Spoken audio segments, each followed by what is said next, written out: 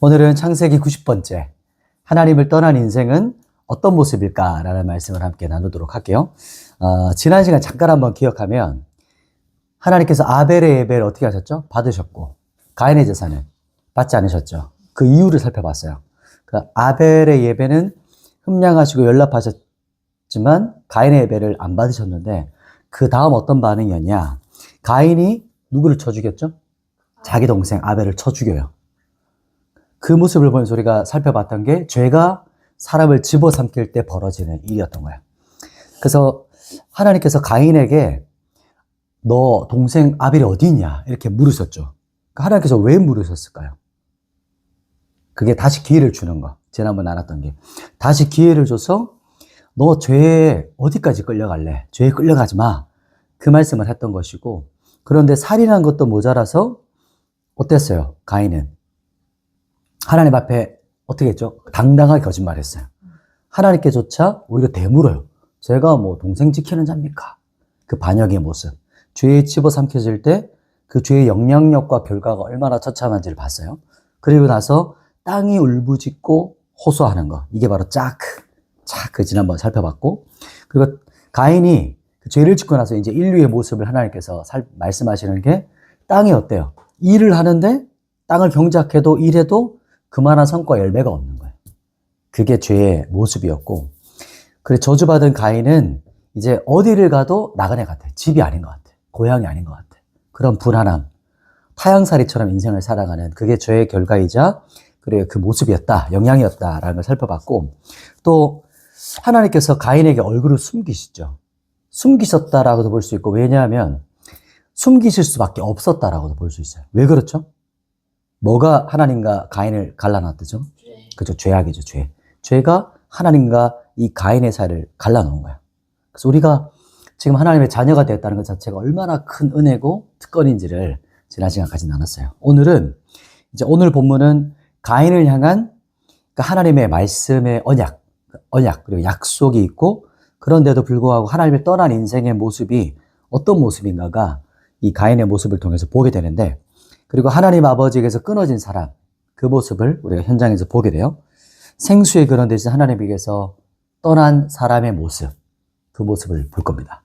자, 우리 본문 말씀 4장 15절, 우리 창세기 4장 15절 같이 한번 읽어보도록 할게요. 4장 15절입니다. 시작. 여호와께서 그에게 이르시되 그렇지 아니하다. 가인을 죽이는 자는 벌을 7배나 받으리라 하시고, 가인에게 표를 주사 그를 만나는 모든 사람에게서 죽임을 면하게 하시니라. 아멘. 자, 오늘은 첫 번째는 그럼에도 불구하고의 은혜예요. 자, 금방 말씀 읽었는데 하나님께서 가인에게 아니야, 사람들이 너를 살인자라고 너 죽게 두지 않을 거야, 이렇게 말씀하는 거야. 너를 보호해 줄게. 가인을 죽이는 사람은 몇 배의 복을 받을 거다? 7배나 받을 것이다 라고 하나님께서 말씀하시고 언약하시면서 그 다음에 어떻게 하냐면 표를 주세요. 표. 이 표가 바로 뭐냐면 오트. 많이 들어왔죠? 표. 이게 우리가 자주 들었던 표시, 표징, 징표라는 뜻이에요. 그 오트. 그 창세기 1장 할 때 나왔던 그 계절과 징조, 그 말씀이 이게 바로 오트거든요. 표.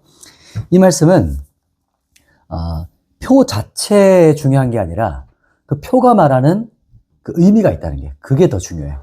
이 표를 주시는데 그 표를 왜 줬냐? 그 의미가 뭐냐라는 사인이라는 거야, 사인. 우리가 사인하는 게 나를 보증하는 거잖아요. 하나님께서 언약하셨고 그 표를 가인에게 주시면서 내가 너를 보호할 거야. 내가 너의 보증이야. 내가 가인을 보호하겠다라는 그 말씀이 이 오트라는 의미 안에 담겨 있는 그 뜻이라는 거죠. 이 뜻은 이게 하나님의 은혜가 얼마나 놀라운지 보이는 거예요. 그러니까 죄인으로 살고 살인하는 가인인데도 불구하고 하나님께서 어떻게 하시겠다고요? 보호하시겠다는 징표. 이 모습을 보여주는 거예요. 보면 사람이 만들어낸 종교의 특징은 뭐냐면 그렇기 때문이에요. 너 그렇기 때문에 그렇게 되는 거야. 너 그렇기 때문에 이렇게 될 거야 라고 하지만 기독교의 핵심 모토는 뭘까요? 그럼에도 불구하고요. 그럼에도 불구하고. 이게 무슨 말이냐면 죄인임에도 불구하고, 내가 죄를 지었음에도 불구하고, 연약하고 자격 없음에도 불구하고 우리에게 뭘 베푸세요? 은혜를 베푸시고 긍휼히 여기시는 거. 그 말씀이 바로 이 기독교의 핵심 메시지, 핵심 모토예요. 그리고 오늘 본문 그 다음 말씀 한번 볼 텐데 4장 16절 17절 두 절 한번 보도록 합시다. 창세기 4장 16절 17절 같이 읽습니다. 시작. 가인이 여호와 앞을 떠나서 에덴 동쪽 노 땅에 거주하더니 아내와 동침함에 그가 임신하여 에녹을 낳은지라. 가인이 성을 쌓고 그의 아들의 이름으로 성을 이름하여 에녹이라 하니라. 아멘. 이제 두 번째는 하나님을 떠난 인생은 어떤 모습일까라는 거예요. 가인이 지금 어떻게 했어요? 하나님 앞을 떠났죠. 이 앞이라는 게 얼굴이거든요. 하나님의 얼굴을 떠나서 지금 에덴 동쪽으로 노 땅으로 가서 거주하고 있는 거예요. 아내와 동침하여 아들을 낳게 됐는데 그 이름이 뭐예요? 에녹이라고 지었어요. 에녹. 그러니까 가인이 아들을 낳고 그 다음 행동이 뭐냐? 가인이 성을 어떻게 했어요? 성을 쌓았어요. 이게 바로 하나님 떠난 사람의 그 모습을 딱 드러내줘요. 성을 왜 쌓았을까요? 성을 왜 쌓았을까? 맞아. 자신을 보호하는 울타리를 쌓은 거예요. 자신의 신병과 목숨을 보호해줄 성을 쌓음으로써 그 성을 통해 뭐를 누리려고 하는 거예요? 안정감을 누리려고 하는 거예요. 이게 무슨 말이냐면 나를 보호해줄 존재는 이 성이야. 이 성이 나를 보호해줄 거야. 난 여기서 안정감을 누릴 거야. 이 성이 바로 나를 보호해줄 것이라고 말하는 거예요. 그러니까 하나님을 떠난 사람의 얼굴을 떠난 사람의 모습이 어때요? 내 힘으로. 나는 내 힘으로 나를 지킬 거야. 이게 바로 인생의 모습을 나래요. 그러니까 하나님의 자녀로 하나님의 보호하심을 누리고 우리가 신뢰한다는 게 얼마나 큰 은혜인지 여기서 나와요.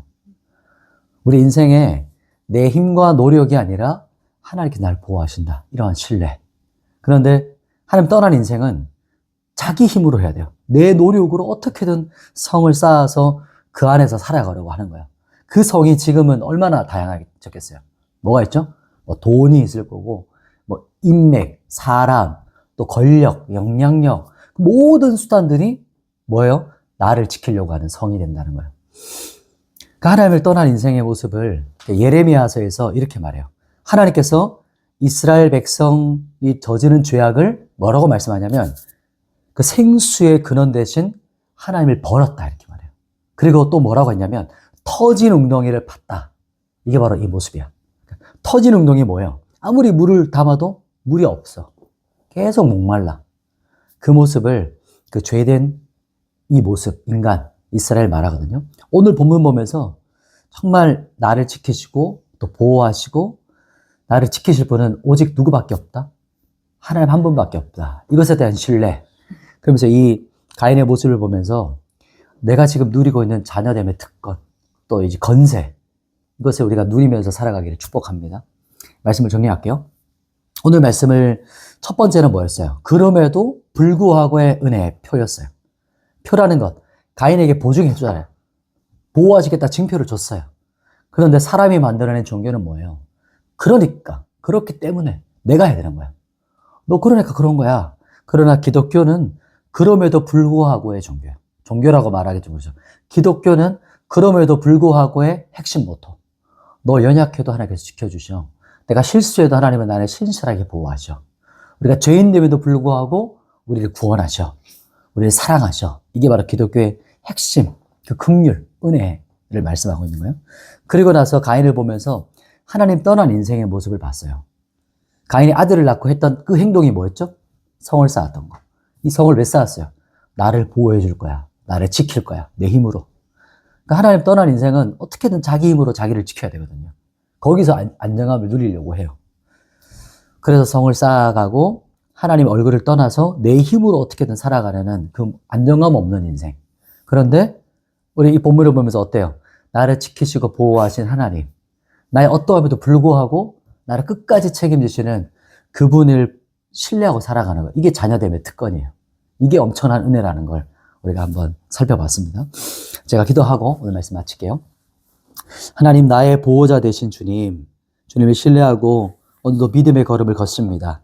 우리 인생의 모든 걸음걸음마다 신실하시고 또 선하시고 가장 최선의 길로 인도하실 것을 우리가 오늘도 믿고 또 주님만을 의지합니다. 오늘 한 사람 한 사람 걸어갈 때 주님 붙잡으시고 주님께서 기뻐하시는 그 길로 우리가 또 기쁨으로 걷도록 인도해 주시옵소서. 예수님의 이름으로 기도드립니다. 아멘.